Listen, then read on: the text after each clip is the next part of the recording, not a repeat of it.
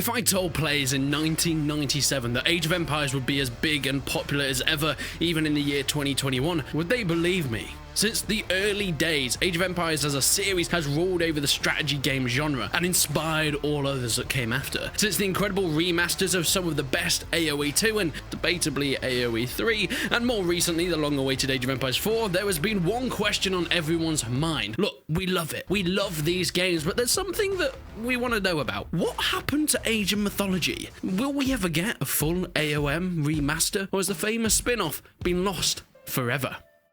After the success of Age of Empires 1 back in 1997, it was AoE 2 that really gave the franchise its biggest boost, winning multiple gaming awards including PC Strategy Game of the Year many times, I might add. And because of this, the developers decided it was time that they wanted to branch out, stray away from the historical setting of the IP, yet keep a similar inspiration to have that solid and familiar gameplay loop that we've seen in the past two games. And thus came Age of Mythology. Releasing in October of 2002, its success was really down to its similarities to the other games. Most notably Age of Empires 2, which it came after. The game sold more than 1 million copies in 4 months, which would be insane now, but back in 2002 that was almost unheard of for a PC strategy game on the market. The game took players from the historical medieval setting we saw in the previous title, and we went back to the ancient world, like in Age of Empires 1. However, now it combined history and myths in one, starting with the Greeks, the Egyptians and the Norse, later introducing the Atlanteans, and of course then the Chinese way later on down the line. This sway into mythology was, however, a long time coming. Whilst the other games were inspired by reality, historical accuracy was never really Ensemble Studios' priority when it came to AoE 1 and 2. Bruce Shelley, who was the lead designer of Age of Empires at the time, mentioned how it was a good idea for most entertainment products to not actually be as historically accurate as possible, because in some ways it takes away from fun, which is really the main target. And there's some rather entertaining anecdotes that Bruce Shelley talks about, recalling how most of the Age of Empires series actually had their history research done from using a load of children's books from the library. Yet despite being a spin-off, Age of Mythology did take some risks in gameplay. Some more notable ones was having less priority on just building tons of houses for population growth. Instead, there were town centers that could be placed in limited positions upon the map. This added a new level to managing army and civilian numbers. Additionally, you needed to pray to the gods in order to continue production of some of the more outlandish units, and of course the ever fun and famous god powers, perhaps my favorite part of these games. Every time you leveled up from one mythological age to the next, you got the choice of worshipping different gods. This took it from a Age of Empires reskin to more of an insane funhouse of a spin-off, being able to call down locust swarms or raise the dead and have mummies wreak havoc on an enemy camp, to more passive things and perhaps OP god powers in some situations, like unlimited food for your town that gave anyone wanting to build a strong army a severe advantage on the battlefield. The mythological spin-off grew and grew, and with it came an incredible expansion, the Titans, adding in a new faction and of course the ability to build those Titan gates, bringing in a pathway from the underworld, having a unique powerhouse of a unit for each faction. You had Cerberus, Ra, and of course Big Trollman for the Norse, and goddamn,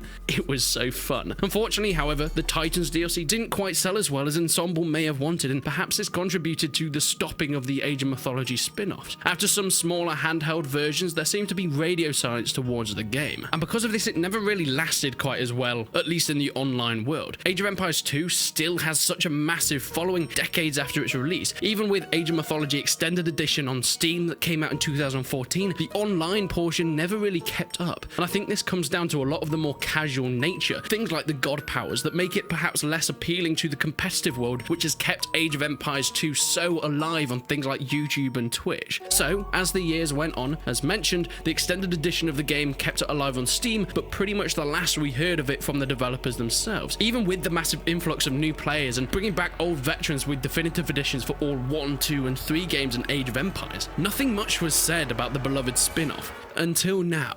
You see, finally fans wanted answers. There has always been a solid fan base for Age of Mythology, and whilst as mentioned the online world in the game didn't quite hold up as well as AoE, offline there was still a massive loyal fan base, including myself. So as Age of Empires 4 had its big announcement a few years back, questions started being asked, yet time passed and we heard nothing. So when the creative director at Relic, you know, the guy that makes all the big decisions, Adam Isgreen, was cornered in an Age of Empires 4 Q&A, he finally gave us something to chew on. I've said it all before and I'll say it again. I have not forgotten about Age of Mythology. Furthermore, we then got a PC Gamer interview where Isgreen said, "Stay tuned. We have not forgotten about it. I love Age of Mythology. I love mythology in general. We love the franchise. We're not pretending it's not there or anything like that." And of course, the senior executive, Michael Mann, said, "We're listening. We're 100% listening on that request," talking about an Age of Mythology follow-up. So it's coming, right? Well, not entirely. From what's been said by developers recently this year, it looks like there are more hints in the works, but it's not exactly going to be with us anytime soon, admittedly. Age of Empires is still bringing out expansions and updates for even the oldest games like Age of Empires 2, and the definitive edition for that, and Age of Empires 3 definitive, wasn't all that long ago.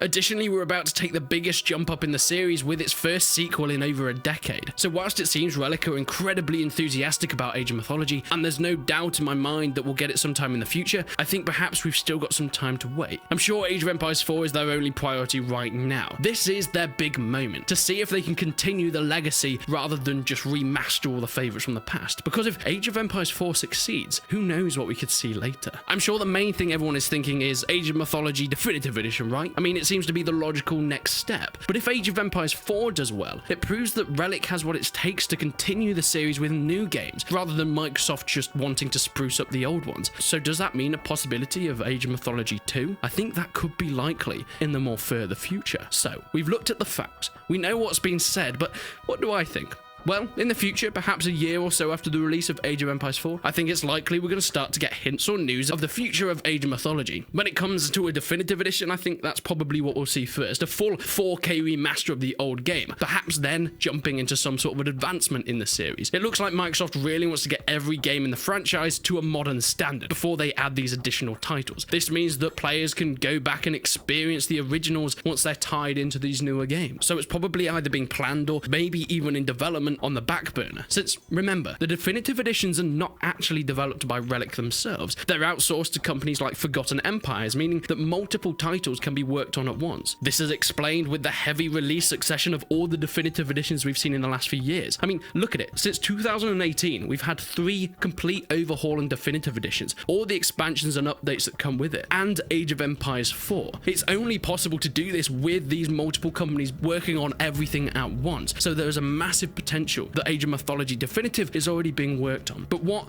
do you think? Will we hear something shortly after the release of AoE 4, or will there be a bit of a break? Time to build up the new game with expansions and updates before we hear anything else about Age of Mythology Remastered. Let me know what you think in the comments below. But leave a like on the video if you enjoyed it, leave a dislike if you didn't. But until then, I will see you in the next one.